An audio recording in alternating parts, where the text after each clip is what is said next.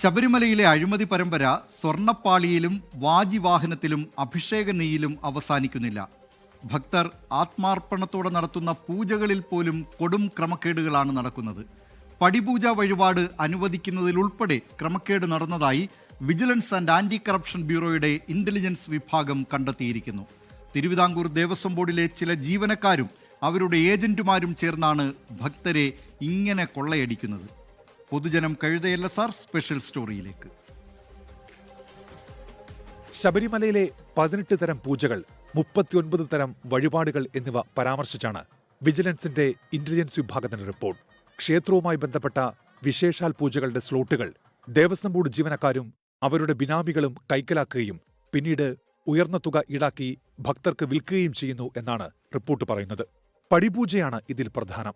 ശബരിമലയിലെ 18 പടികളിലും പൂക്കളും പട്ടുവസ്ത്രങ്ങളും ദീപങ്ങളും അർപ്പിച്ചാണ് പടിപൂജ. നിലവിൽ 2041 വരെ പടിപൂജയ്ക്കുള്ള ബുക്കിംഗ് ഫുള്ളാണ്. 1.37 ലക്ഷം രൂപയാണ് പടിപൂജയുടെ ഔദ്യോഗിക നിരക്ക്. എന്നാൽ 10 ഇരട്ടി വരെ ഇടനിലക്കാരായ ബിനാമികൾ അധികമായി ഈടാക്കുന്നുണ്ടെന്നാണ് കണ്ടെത്തൽ. ഈ തട്ടിപ്പ് മറച്ചുവെക്കാൻ വഴിപാടുകൾക്കും ചടങ്ങുകൾക്കും പണം നൽകിയ യഥാർത്ഥ ഭക്തരുടെ പേരുകൾ TDB രേഖകളിൽ രേഖപ്പെടുത്തുന്നില്ലെന്നും റിപ്പോർട്ടിൽ പറയുന്നുണ്ട്. കഴിഞ്ഞ 5 വർഷത്തിനിടെ പടിപൂജ ബുക്ക് ചെയ്തവരിൽ പലരും ചടങ്ങ് നടത്തിയിട്ടില്ലെന്നും ഇത്തരം സ്ലോട്ടുകൾ ഏജന്റുമാർ ഉയർന്ന നിരക്കിൽ മറിച്ചു വിൽക്കുകയായിരുന്നുവെന്നും റിപ്പോർട്ട് പറയുന്നു. തങ്കയങ്കി ചാർത്ത്, അഷ്ടാഭിഷേകം, സഹസ്രകലശം, ഉദയാസ്തമയ പൂജ, പുഷ്പാഭിഷേകം, കലശാഭിഷേകം തുടങ്ങിയ വഴിപാടുകളിലും ഇത്തരത്തിൽ ക്രമക്കേടുകൾ ഉണ്ടായിട്ടുണ്ടെന്നും റിപ്പോർട്ടിലുണ്ട്. തങ്കയങ്കി ചാർത്ത്, അഷ്ടാഭിഷേകം എന്നിവയ്ക്ക് 2035 വരെയും സഹസ്രകലശത്തിന് 2030 വരെയും സ്ലോട്ടുകൾ ഒഴിവില്ലെന്നിരിക്കെയാണ് ക്രമക്കേട് സംബന്ധിച്ച വിവരങ്ങൾ പുറത്തുവന്നിരിക്കുന്നത്. സന്നിധാനത്ത് മുറികൾ അനുവദിക്കുന്നതിലും VIP ശൈലിയിലുള്ള ദർശനത്തിനായും ക്രമക്കേടുകൾ ഉണ്ടായതായും റിപ്പോർട്ടിൽ പറയുന്നു. പ്രീമിയം താമസ സൗകര്യം, ദർശനം, പൂജാ സ്ലോട്ടുകൾ എന്നിവ ക്രമീകരിച്ച് ട്രാവൽ ഓപ്പറേറ്റർമാരുടെ ഏജന്റുമാരായി ദേവസ്വം ബോർഡ് ഉദ്യോഗസ്ഥർ പ്രവർത്തിച്ചെന്നും റിപ്പോർട്ട് ചൂണ്ടിക്കാട്ടുന്നു.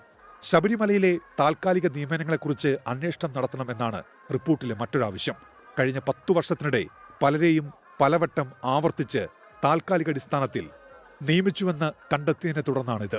അഭിഷേകത്തിന് ശേഷമുള്ള നെയ് വിൽപ്പനയിൽ 13,675 പാക്കറ്റ് നെയ് കാണാതായ സംഭവത്തിൽ വിജിലൻസ് കേസ് രജിസ്റ്റർ ചെയ്തിരിക്കുകയാണിപ്പോൾ. അന്നദാനത്തിന്റെ കാര്യത്തിലും റിപ്പോർട്ടിൽ സംശയങ്ങളുണ്ട്. News desk 24. ലോകത്തെവിടെയായാലും ഏത് സമയത്തും 24 വാർത്തകളും ഓഗ്മെന്റഡ് റിയാലിറ്റി പാക്കേജുകളും എക്സ്പ്ലെയിനറുകളും വിശദമായി കാണാൻ ഞങ്ങളുടെ യൂട്യൂബ് ചാനൽ നിങ്ങൾക്ക് സബ്സ്ക്രൈബ് ചെയ്യാം.